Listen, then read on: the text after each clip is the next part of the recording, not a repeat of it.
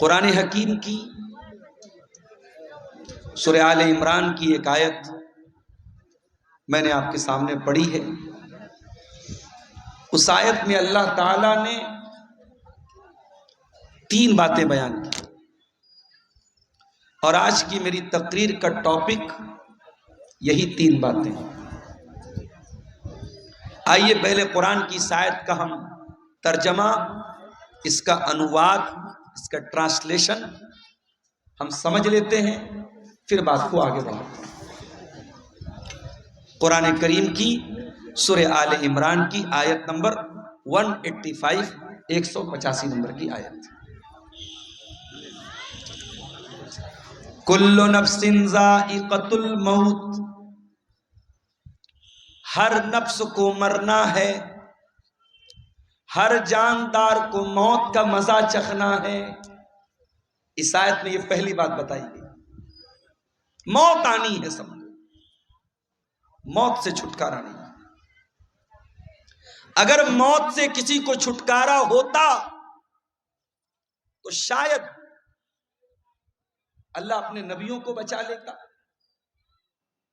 اللہ کے بندوں میں سب سے اونچا مقام اللہ کے نبیوں کا ہے، مگر اللہ کے نبیوں کو بھی موت آئی۔ حضرت سلیمان علیہ السلام اللہ کے ایسے رسول تھے، ایسے نبی تھے کہ اللہ تعالیٰ نے ان کو بہت ساری سپر نیچرل طاقتیں دی تھی۔ جنات ان کے قبضے میں تھے، بڑے بڑے جنات اتنی بڑی بڑی دیگوں میں کھانا پکاتے تھے، پورا گاؤں کھا سکتا تھا۔ بڑی بڑی بلڈنگ بناتے تھے جنات، کسی مزدور کی ضرورت نہیں، جنات کھڑے ہو کر کے مزدور عمارتیں بنا دیتے تھے۔ ہوا ان کے کنٹرول میں تھی، وہ صبح سے شام تک کا سفر پل بھر میں طے کر لیتے تھے۔ اتنی بڑی طاقت حضرت سلیمان علیہ السلام کو ملی تھی۔ لیکن کیا سلیمان علیہ السلام کو موت نہیں آئی؟ موت آئی۔ کیسے موت آئی؟ سلیمان علیہ السلام کے حکم سے جنات بیت المقدس کی تعمیر کر رہے تھے، بیت المقدس کی بلڈنگ بنا رہے تھے، اس کا اسٹرکچر کھڑا کر رہے تھے۔ سلیمان علیہ السلام ان کو ڈائریکشن دے رہے تھے، سمجھا رہے تھے، ان کو نردیش دے رہے تھے۔ سلیمان علیہ السلام اپنے عصا کے اوپر، اپنی لاٹھی کے اوپر کھڑے ہو کر کے ان کو بتا رہے تھے،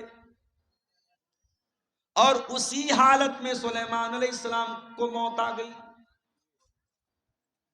اپنی لاٹھی پر ٹیک لگا کے کھڑے ہیں، موت آ گئی۔ اب موت آ گئی اور جنات کو پتہ بھی نہیں چلا کہ ہمارے باس کا انتقال ہو گیا، ہمارے مالک کا انتقال ہو گیا، جس کے حکم پر ہم یہ کام کر رہے تھے اس کا انتقال ہو گیا۔ جنات اپنے کام میں لگے ہوئے ہیں،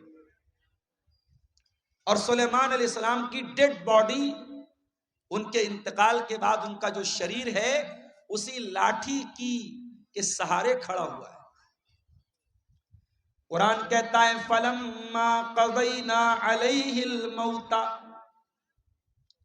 جب ہم نے سلیمان کی موت کا فیصلہ کر دیا، مَا دَلَّهُمْ عَلَى مَوْتِهِ إِلَّا دَابَّةُ الْأَرْضِ تَأْكُلُ مِنْ سَأَتَهُ، سلیمان کی لکڑی کو، سلیمان کی لاٹھی کو ایک کیڑے نے کھا لیا، اور جب لاٹھی ختم ہو گئی تو ان کی ڈیڈ باڈی زمین پر آ گئی، اور جب ڈیڈ باڈی زمین پر آ گئی تب جنات کو پتہ لگا کہ ہم تو بہت بڑی غلط فہمی میں جی رہے تھے، ان کا تو آلریڈی انتقال ہو چکا ہے۔ ایک پیغمبر کو موت آئی۔ قرآن کہتا ہے کل نفس ذائقۃ الموت، ہر نفس کو مرنا ہے، امیر سے امیر کو بھی مرنا ہے، غریب کو بھی مرنا ہے۔ یہی قاری عبد الباسط صاحب ساؤتھ انڈیا میں اپنے ادارے کے چندے کے لیے جاتے ہیں، افطار کا ٹائم ہے، افطار کا سامان لینے کے لیے جاتے ہیں، اور ٹرین کے دروازے پر سیڑھی چڑھتے ہوئے اچانک ان کا پیر پھسلتا ہے، گرتے ہیں، اور وہی حادثہ ان کی موت کا سبب بن جاتا ہے۔ میرے پیارے بھائیوں، ہم نہیں جانتے موت کب آئے گی، اس لیے کہ 5 چیزوں کی جانکاری صرف اللہ تعالیٰ کو ہے۔ سورہ لقمان کی آخری آیت اٹھائیے، ان اللہ عندہ علم الساعہ، اللہ ہی کو پتا ہے کہ قیامت کب آئے گی۔ قیامت کا ایگزیکٹ علم صرف اللہ تعالیٰ کو معلوم ہے۔ قیامت کی نشانیاں بتائی گئی، مگر قیامت ایگزیکٹ کب آئے گی، تاریخ کیا ہوگی، دن کون سا ہوگا، یہ ہمیں نہیں معلوم۔ ان اللہ عندہ علم الساعہ، قیامت کا ایگزیکٹ علم اللہ تعالیٰ کے پاس ہے۔ وَيُنَزِّلُ الْغَيْثَ، بارش کب ہوگی، کتنی ہوگی، کہاں ہوگی، اللہ کو معلوم ہے۔ ابھی کٹیہار کے 2-3 پروگرام کینسل ہو گئے، موسم خراب ہو گیا، بارش ہو گئی۔ آپ کے اسی علاقے میں سیلاب کی وجہ سے بہت سارے پروگرام کینسل ہو جاتے ہیں۔ موسم کب چینج ہو جائے، کب طوفان آ جائے، کب سیلاب آ جائے، ہم نہیں جانتے۔ وَيَعْلَمُ مَا فِي الْأَرْحَامِ، اور رحم مادر میں کیا ہے، ماں کے پیٹ میں کیا ہے، صرف اللہ کو معلوم ہے۔ آپ کہیں گے نہیں مولوی صاحب، آج کے زمانے میں الٹرا ساؤنڈ کرا لو، معلوم ہو جاتا ہے لڑکا ہے لڑکی ہے، پتہ چل جاتا ہے۔ حالانکہ سرکار کی طرف سے پرتیبندھ ہے، گورنمنٹ کی طرف سے منع ہے، مگر پتہ لگانے والے تب بھی لگا لیتے ہیں۔ اور کہیں یہ پتہ چل گیا کہ ماں کے پیٹ میں لڑکی ہے اور آلریڈی 2-3 لڑکیاں ہیں، تو لڑکی کو ماں کے پیٹ میں ختم بھی کرا دیتے ہیں لوگ، جس کو انگلش میں بولتے ابارشن، گربھ پات کرا دیتے ہیں، ماں کے پیٹ میں ہی بچی کو مار دیتے ہیں۔ اور ہم کہتے صاحب ہم لوگ بڑے پڑھے لکھے لوگ ہیں، بڑے سولڈ لوگ ہیں، بڑے تہذیب یافتہ لوگ ہیں۔ ارے ہم سے اچھے تو 1400 سال پہلے کے عرب کے وہ جاہلی دور میں، دور جاہلیت کے وہ بدو تھے، وہ دیہاتی تھے، وہ جاہل لوگ تھے جو اپنے بچیوں کو مارتے تھے، مگر پیدا ہونے کے بعد مارتے تھے۔ بچیوں کو قتل کرنے کی پرمپرا، بیٹیوں کو مارنے کا رواج 1400 سال پہلے بھی تھا۔ ایک ایسی سوسائٹی میں جہاں لڑکی پیدا ہونے کے بعد باپ بیچارہ پریشان ہو جاتا تھا، کیا کروں؟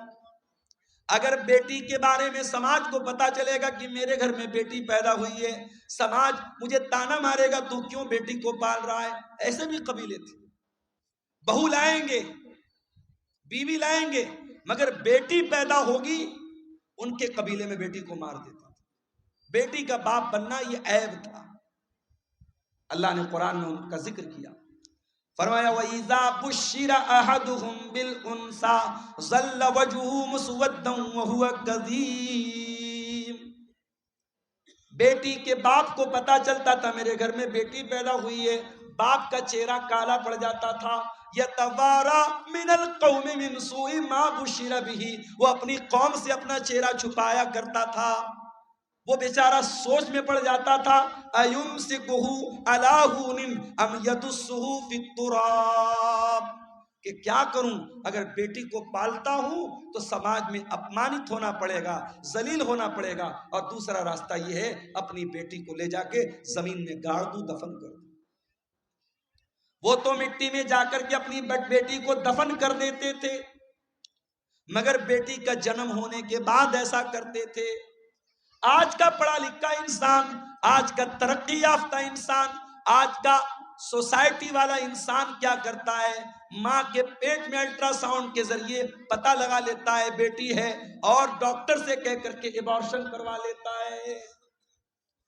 کبھی موقع ملے نا تو یوٹیوب پر جا کر کے دیکھ لینا کہ ایبارشن کیسے ہوتا ہے۔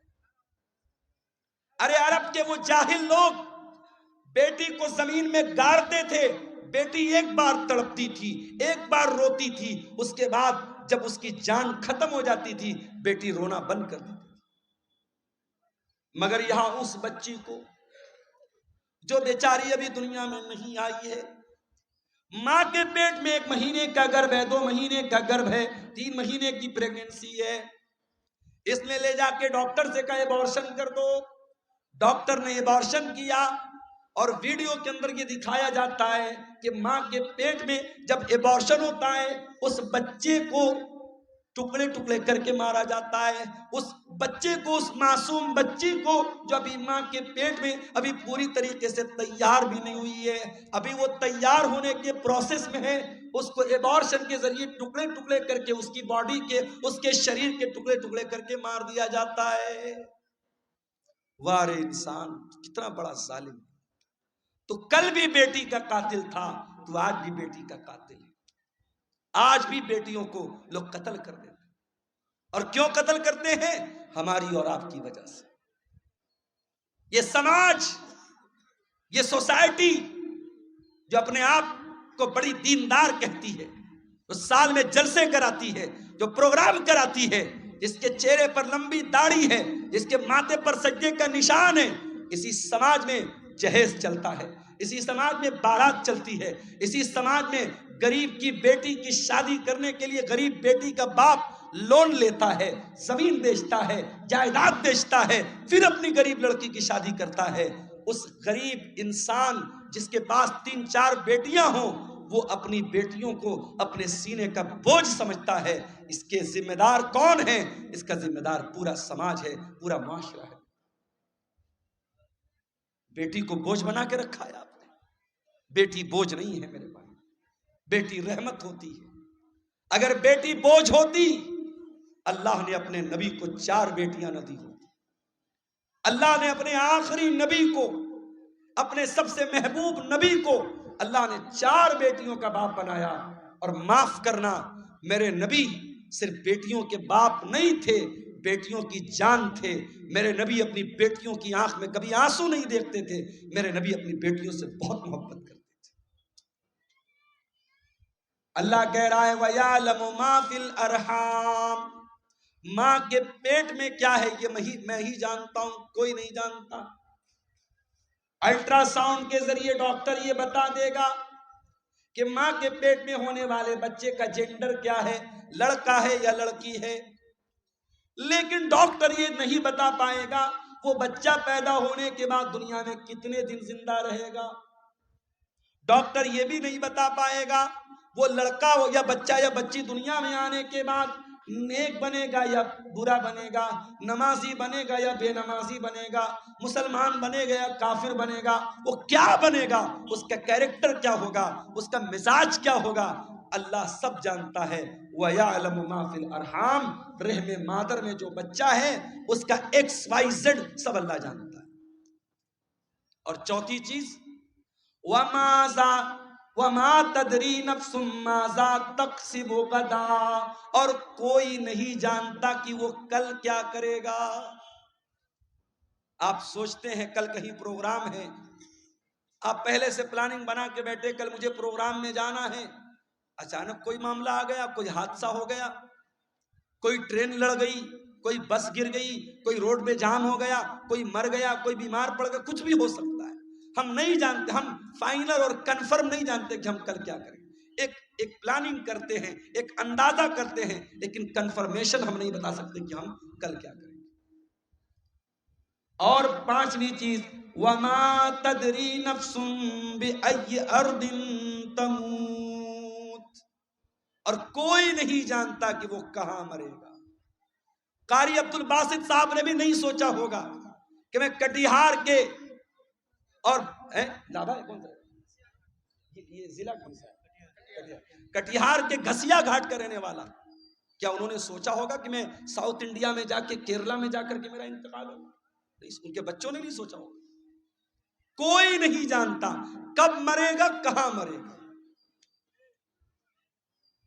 تو یہ 5 چیزیں صرف اللہ کو معلوم ہے. اور انسان بیچارہ اتنا فدک رہا ہے، اتنا ناز کر رہا ہے. ارے تجھے موت آئے گی، اور یہ موت جب آئے گی تیری اوقات تجھ کو بتا دے گی. تجھے اپنے شریر پہ بڑا ناز ہے، اپنی دولت پہ بڑا غرور ہے.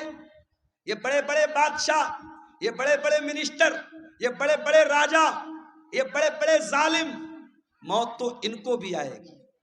اور اسی دیش میں ہم نے دیکھا، اسی ملک میں ہم نے دیکھا، دیش کو دنگوں کی آگ میں جھونکنے والے، دیش میں ہزاروں لوگوں کے قاتل، ہزاروں لوگوں کو مارنے والے، ہزاروں لوگوں کے خون کی ہولی کھیلنے والے، موت ان کو بھی آئی ہے میرے بھائی۔ اور ایسی موت آئی ہے، دنیا نے تماشا دیکھا ہے، بہت بری موت آئی ہے میرے عزیزو۔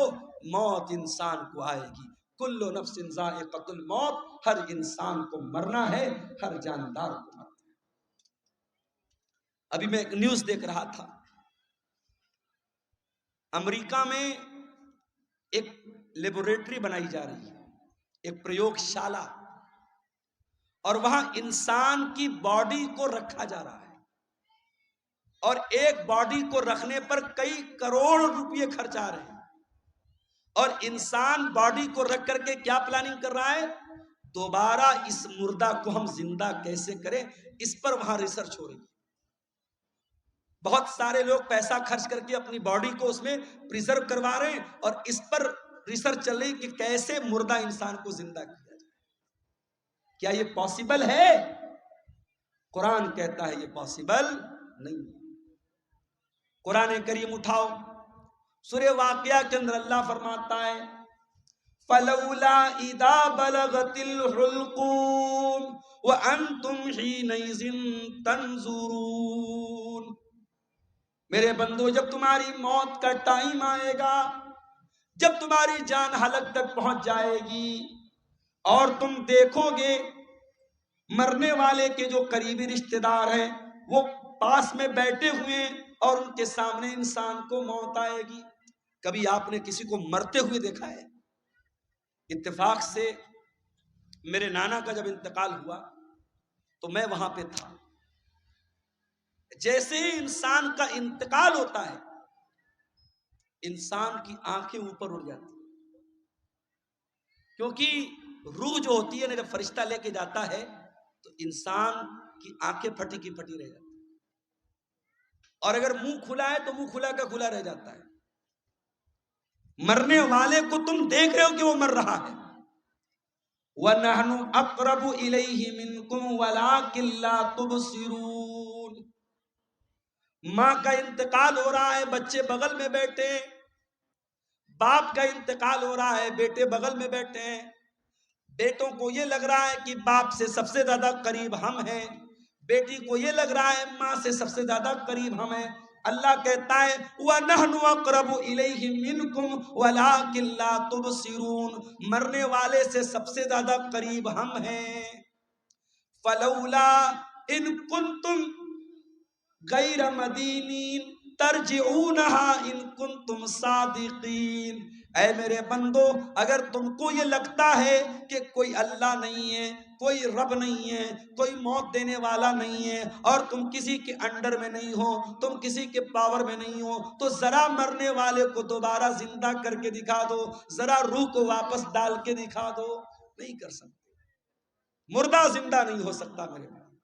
جو مر گیا وہ مر گیا، اب مرنے کے بعد دوبارہ اس کے اندر جان نہیں ڈال سکتے۔ یہ ہے موت۔ اور کبھی غور کرنا، موت ہماری بے بسی بتاتی ہے۔ جب ہمارا انتقال ہوتا ہے نا، دنیا میں میں آپ کے سامنے آیا ہوں کرتا پائجامہ صدری پہن کے آیا ہوں، مریں گے تو کیا پہنیں گے؟ کفن پہنیں گے۔ دنیا میں نہانے جائیں گے، کوئی لکس سے نہا رہا ہے، کوئی لائف بوائے سے نہا رہا ہے، کوئی سنتھول سے نہا رہا ہے، کوئی الگ الگ برانڈ کے صابن استعمال کر رہا ہے۔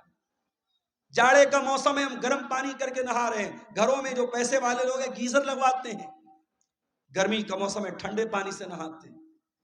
مر گیا بیچارہ کچھ نہیں بولتا، گرم سے نہلاؤ، ٹھنڈے سے نہلاؤ، صابن کے ساتھ نہلاؤ، بنا صابن کے نہلاؤ، کچھ نہیں بول سکتا۔ دنیا میں نہاتا تھا، اپنا الگ ایٹیٹیوڈ تھا، آدھا آدھا گھنٹے تک نہاتا رہتا تھا، چہرے کے لیے الگ فیس واش تھا، باڈی کے لیے الگ باڈی واش تھا، بالوں کے لیے الگ شیمپو تھا۔ لیکن آج مرنے کے بعد آج اتنا بے بس ہے انسان، دوسرے اس کو نہلا رہے ہیں، اس کے رشتہ دار اس کو نہلا رہے ہیں، وہ بیچارہ یہ کہنے کی طاقت بھی نہیں رکھتا کہ میں تو لک سے نہایا کرتا تھا، تم مجھے بیر کی پتیوں سے کیوں نہلا رہے ہو؟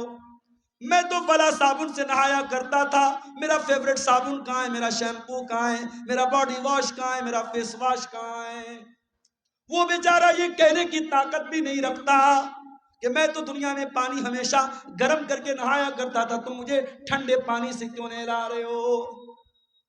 دنیا میں نہاتا تھا، باتھ روم میں پیک ہو کر کے نہاتا تھا، آج اس کے نہلانے والے، اس کے گھر والے اس کو نہلا رہے ہیں، اس کے بدن کا کپڑا بھی نہیں اتر رہا ہے، کینچی سے اس کا کرتا کاٹا جا رہا ہے، کینچی سے اس کی بنیان کو کاٹا جا رہا ہے، اس کا تہبند اتارا جا رہا ہے، اس کا انڈر ویئر اتارا جا رہا ہے، آج اس کی شرمگاہ کو دوسرے لوگ کھول کر کے نہلا رہے ہیں۔ اللہ، کتنی بے بسی ہے میرے بھائی۔ نہلا دیا گیا، اب کفن کا نمبر آیا۔ اسلام کی تعلیم دیکھو، امیر آدمی کو بھی وہی کفن دینا ہے، غریب کو بھی وہی کفن دینا ہے، وہی سوتی کپڑا ہے، وہی سفید چادر ہے۔ دنیا میں بہت رنگین رنگین پہن کر کے چلا کرتا تھا، برانڈڈ کپڑے پہنا کرتا تھا، مہنگے کپڑے پہنا کرتا تھا، آج مرنے کے بعد اسی سوتی چادر میں اسی سوتی چادر میں تجھ کو کفنایا جا رہا ہے، اسی سوتی کفن میں تجھ کو کفنایا جا رہا ہے۔ کفنا دیا گیا، اب اس کے بعد قبرستان لے کے جانا ہے۔ اگر قبرستان قریب میں ہے، جنازے کی چارپائی پہ لاش کو رکھا گیا، چارپائی کو 4 لوگوں نے کندھے پر اٹھایا، لے کے قبرستان پہنچے۔ اتنا بے بس ہے انسان، مرنے کے بعد ہل نہیں سکتا، اس کی باڈی کو 4 لوگ مل کر کے جنازے پر اٹھا کر کے لے کے قبرستان جا۔ قبرستان لے کے جایا گیا، وہاں پہلے سے قبر کو کھود کر کے ریڈی کیا گیا ہے، جنازے کو قبر میں اتارا گیا، مٹی ڈالی گئی، قبر تیار ہو گئی، گھر والوں نے کھڑے ہو کر کے مغفرت کی دعا کر دی، آسانی کی دعا کر دی، پھر اس کے بعد مٹی ہاتھ سے اپنے مٹی جھاڑ کر کے گھر والے واپس چلے گئے۔ اے انسان، تو کتنا غافل، تو کیا کیا حرکتیں کرتا ہے۔ اس قبر میں نہ تیرا باپ تیرے ساتھ آیا، نہ تیرے بچے تیرے ساتھ آئے، نہ تیری بیوی تیرے ساتھ آئی، نہ تیرا مال تیرے ساتھ آیا، نہ زمین تیرے ساتھ آئی، نہ جائیداد تیرے ساتھ۔ کل نفس ذائقۃ الموت، ہر نفس کو موت کا مزہ چاہیے۔ اللہ اپنے نبی سے قرآن میں کہتا ہے وَمَا جَعَلْنَا لِبَشَرٍ مِّن قَبْلِكَ الْخُلْدَ أَفَإِن مِّتَّ فَهُمُ الْخَالِدُونَ۔ اے نبی، آپ سے پہلے جتنے انسان آئے ان کو بھی موت آئی اور آپ کو بھی موت آنے والی ہے، آپ کو بھی مرنا ہے۔ انک میت وانہم میتون، اے نبی آپ بھی مرنے والے ہیں اور یہ سب مرنے والے، سب کو موت آنے والی ہے۔ ہمارے نبی کو موت آئی کہ نہیں آئی؟ آئیے ذرا سا نبی کی وفات کا نقشہ آپ کے سامنے کھینچتے۔ نبی کا انتقال کب ہوا؟ ربیع الاول کے مہینے۔ عمر کتنی تھی؟ 63 برس۔ مہینہ کون سا؟ ربیع الاول۔ تاریخ کون سی؟ 12 تاریخ۔ دن کون سا؟ سوموار کا دن۔ تھوڑا اور پیچھے چلو، ربیع الاول کے پہلے جب رمضان کا مہینہ آیا، پیارے نبی کی عادت تھی رمضان میں ہر سال حضرت جبریل علیہ السلام آپ کے پاس آتے تھے اور آپ کو قرآن کا دور کراتے تھے، قرآن پڑھاتے تھے اور آپ ان کو قرآن سناتے تھے۔ آخری بار جب آپ کی زندگی کا آخری رمضان تھا، اللہ کے پیارے نبی نے جبریل کو 2 مرتبہ قرآن سنایا۔ اللہ کے نبی نے حضرت جبریل کو 2 مرتبہ قرآن سنایا۔ یہ اس بات کی علامت تھی کہ اب آخری رمضان ہے، اب اس کے بعد کوئی رمضان آنے والا نہیں ہے۔ کچھ دنوں کے بعد جب حج کا موسم آیا، اللہ کے پیارے نبی نے اپنے صحابہ سے کہا میں حج کے سفر پہ جا رہا ہوں، جس کو میرے ساتھ حج کرنا ہے وہ چل سکتا ہے۔ صحابہ اکرام اپنے نبی کے ساتھ حج کے سفر پہ نکلے۔ 1 لاکھ سے زیادہ صحابہ حج کے اس سفر میں اپنے نبی کے ساتھ ہیں، اور اس حج کے دوران اللہ کے پیارے نبی بار بار اپنے صحابہ سے کہہ رہے ہیں خذوا عنی مناسککم خذوا عنی مناسککم، او لوگوں مجھ سے حج کا طریقہ سیکھ لو، مجھ سے حج کے ارکان سیکھ لو۔ ہو سکتا ہے کہ آئندہ سال تم اپنے نبی کو نہ پاؤ، ہو سکتا ہے آئندہ سال میرا انتقال ہو جائے، ہو سکتا ہے آئندہ سال میں زندہ نہ رہوں۔ آپ نے حج کیا ہے اور حج کے 2.5 مہینے کے بعد آپ کا انتقال ہو۔ ذی الحجہ، محرم، سفر، ربیع الاول، ذی الحجہ میں آپ نے حج کیا ہے، ربیع الاول میں آپ کا انتقال۔ انتقال سے پہلے آپ نے حضرت معاذ بن جبل رضی اللہ تعالیٰ عنہ کو یمن بھیجا تھا، اسلام کا داعی بنا کر، اسلام کا مبلغ بنا کر آپ نے یمن بھیجا تھا۔ آج ہمارا نوجوان دیوالی کا تہوار آتا ہے، بڑے شوق سے مٹھائی کھاتا ہے۔ میں اس مسئلے کو نہیں چھیڑ رہا ہوں کہ دیوالی کی مٹھائی کھانا جائز ہے یا ناجائز ہے، اس مسئلے کو چھوڑ دو۔ لیکن آج حالات کیا ہیں؟ آج بہار کے بہت سارے مسلمان دیوالی کا تہوار منا رہے ہیں، ان کے گھروں پر بھی دیے جل رہے ہیں، مسلمانوں کے گھروں سے بھی پٹاخوں کی آواز آ رہی ہے۔ وَزَعَمْتُمُ النَّصَارَىٰ تُتَّمَتُّم بِحُنُود، یہ مسلمان ہیں جنہیں دیکھ کے شرمائے یہود۔ تیرا غیر مسلم بھائی شرک کر رہا ہے، اللہ کو چھوڑ کر اپنے دیوی دیوتا کی عبادت کر رہا ہے۔ تیرا فرض کیا تھا؟ تیرا کرتویہ کیا تھا؟ تیری ڈیوٹی کیا تھی؟ کہ تو توحید سمجھاتا، تو شرک سے منع کرتا، تو بتاتا یہ مہا پاپ ہے، یہ گناہ ہے، اللہ ہی ہمارا پالنہار ہے، اللہ ہی ہمارا معبود ہے۔ اپنے غیر مسلم بھائی کو تو اسلام کی دعوت دیتا، اسلام کی تبلیغ کرتا، مگر تو شوق سے بیٹھ کے مٹھائی کھا رہا ہے، تو اس کے تہوار میں، اس کے شرکیہ کام میں سیلیبریٹ کر رہا ہے۔ شرک کو کبھی سیلیبریٹ نہیں کیا جائے گا میرے بھائی، شرک کو ہمیشہ نگلیکٹ کیا جائے گا، شرک کو ہمیشہ ریجیکٹ کیا جائے گا، شرک کی ہمیشہ تردید کی جائے گی، شرک کو کبھی سیلیبریٹ نہیں کیا جائے گا۔ یہ مسئلہ یاد رکھیں۔ اللہ کے نبی نے معاذ بن جبل کو یمن اسلام کا داعی بنا کے بھیجا۔ حضرت معاذ بن جبل اونٹنی کے اوپر سوار ہیں اور اونٹنی کی نکیل اللہ کے رسول کے ہاتھوں میں ہے۔ اللہ کے نبی حضرت معاذ بن جبل کو نصیحت کر رہے ہیں، سمجھا رہے ہیں، بجھا رہے ہیں، ان کو باتیں بتا رہے ہیں۔ باتیں بتاتے ہوئے آپ نے کہا، اے معاذ، ہو سکتا ہے کہ آئندہ سال جب تم مدینہ میں آؤ تو تمہارا گزر تمہارے نبی کی قبر کے پاس۔ اے معاذ، ہو سکتا ہے کہ آئندہ سال جب تم آؤ تو اپنے رسول کو نہ پاؤ اور رسول کی جگہ تمہیں رسول کی قبر نظر آئے اور رسول کی قبر کے پاس سے تمہارا گزر۔ حدیث کے الفاظ ہیں، اتنا سننا تھا کہ معاذ بن جبل رونے لگے، آنکھوں سے آنسو جاری ہو گئے۔ اے اللہ کے نبی، کیا وہ دن بھی دیکھنا پڑے گا؟ آپ کی جدائی کو سہنا پڑے گا، آپ بھی ہم کو تاج مفارقت دے کے چلے جائیں گے، آپ بھی ہمیں چھوڑ کے چلے جائیں گے۔ یہ منظر یاد کر کے حضرت معاذ ابن جبل رونے لگے۔ جب وہ رونے لگے تو اللہ کے پیارے نبی نے مدینہ کی طرف اشارہ کیا، مدینہ کی طرف اشارہ کیا اور آپ نے فرمایا، اے معاذ ابن جبل، ان اول الناس بی المتقون من کانوا وحیث کانوا۔ اے معاذ، کان کھول کر کے سن لو، اگر مجھ سے محبت کرتے ہو اور قیامت کے دن میرے ساتھ رہنا چاہتے ہو، متقی بن جانا، پرہیزگار بن جانا، اللہ سے ڈرنے والے بن جانا۔ جو متقی ہوں گے، جو پرہیزگار ہوں گے، وہ ہمیشہ میرے ساتھ رہیں گے۔ یہ بشارت آپ نے سنائی۔ میرے بھائیوں، نبی کو احساس تو ہو گیا تھا کہ آپ کا انتقال ہونے والا ہے۔